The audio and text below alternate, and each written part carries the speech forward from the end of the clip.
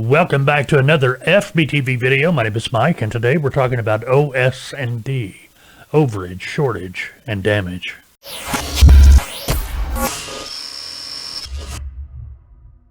Hey, glad to have you with us. Today we're going to be talking about overage, shortage, and damage, better known as OS&D in the transportation industry. What is it? Well, it's pretty self-explanatory, actually. Overage, more freight was shipped than what the customer had ordered, or your customer's customer. Shortage, self-explanatory. Not enough freight was on the truck. It's short freight. And damage, self-explanatory as well. Some or all of the freight on the truck was damaged. So as a broker, where do you play into this? Well, overage, not too much to do there, unless the load is, or the overage part of the load is refused by your customer's customer.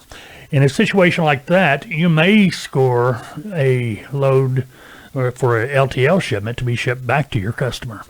Details of that you'd cover with your customer as well, but more times than not, your customer's customer will accept the overage and just have it applied to their next order, something like that. Shortage, well, now we start getting involved. Okay, shortage. And more times than not, unless the trucking company, the driver specifically, took precautions to protect themselves, your shortage is going to fall back on the trucking company. Now, what do I mean by the driver taking precautions? One thing you learn early on as a driver is how to protect yourself, because nobody else is going to do it for you. If it's a drive-in load, refrigerated load, there should have been a seal on the trailer, S-E-A-L. It's a numbered seal. I wish I had one, but I don't. But it goes through the trailer doors, so it's locked into place and it has a number. That number is generally notated on the bill of lading that the driver obtained from the shipper. The shipper would verify that seal number. So that way it is verified that the trailer was sealed at the shipper. Now, when the driver gets to the destination, they would have somebody come out from the receiver of the load and verify that the seal was still on that trailer door. It's known as seal intact. Okay, in a situation like that where it was sealed at the customer and it was verified at the receiver that the seal was still intact, hadn't been broken, there's no way that it was stolen while it was in the truck's possession. The doors had not been open. So in a situation like that, obviously on a shortage, there was no freight, or that freight never made it on the trailer, simple as that. Damage, it can happen. It could happen when the truck is being loaded. It could happen in transport. It just depends. As a driver, pretty good idea for the driver to pay attention. A lot of shippers will not allow the driver on their dock, so that driver really doesn't know if the freight being put in their trailer was damaged or not. Okay, so how do we know? Well, there's really not a good way to know, except it becomes a problem. I had a load, this more with OS, overage, and shortage than damage, but I had a load one time when I was a driver. It was a load of toys, like Fisher-Price plastic toys I was picking up in northern Indiana. I got up there, backed up to the dock, and they loaded me, and it was I was supposed to count. Okay, they told me there were going to be this many pallets going on the trailer, well, not pallets, but cases. Well, the way they had done the pallets was there was no way to know for sure how many cases were on a pallet. And the reason there wasn't, because it was a mix and match pallet. So there's no way to count. There's no way to count across and up and down and multiply, and there was no way. So when it came time for me to get the paperwork, I asked for a seal, if that shipper would seal the load. They said, no, they don't have seals. That's fine. I got a seal. Would you verify it? And they refused to verify my seal. Right then I knew there was a problem. There's going to be an issue. So I called my trucking company, because I was not going to accept that load that way.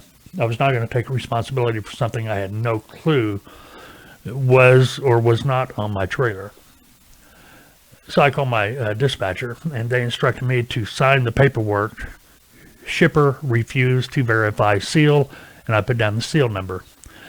And it took them off, but they sent me on my way, and they pretty much didn't want to see me again. But that protected me. Now, when it comes to damage, this, if the customer did not let the driver on the dock to watch, or as far as that goes, if the driver decided they were going to crash out in their sleeper while they were getting loaded, which I totally understand, maybe that driver doesn't know there's damage in that trailer. You just can't see it. I mean, these things do happen. It's trucking. And you won't know about it till you get there. But if the driver does not watch the truck get loaded, the best thing you can do is get in there when he pulls away from the dock and really go through it with fine-tooth comb looking. A lot of times it's going to be obvious.